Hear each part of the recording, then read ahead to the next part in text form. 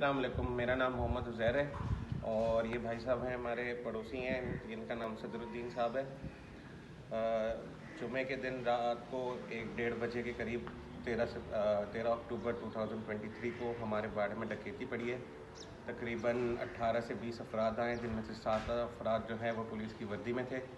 उन्होंने हमारे बंदों को, हमारे मज़दूरों को यरगमाल बनाया, उनको बांध दिया कमरे में, उनको बहुत मारा है और हमारा माल जो डकैती मारी है उन्होंने। मेरा तकरीबन 7 माल लेके गए हैं, 6 भैंसें 1 गाय, भाई की 10 भैंसें लेकर गए हैं। ये हमारी डकैती पड़ी है और हमारी अपील है सदर DCFA से, शाकिर उमर गुज्जर साहब से और सिक्योरिटी इदारों से कि हमारी मदद की जाए, क्योंकि आला हुकाम से गुजारिश है कि हमारी मदद की जाए। हमने बहुत नुकसान उठाया है और रातों रात हम लोगों का लाखों रुपए का नुकसान हुआ है। और हमारा बाड़ा है ये डमलोटी रोड पर, उमर सन्स वाटर सप्लाई के बैक साइड पर मेमन गोट का इलाका लगता है ये।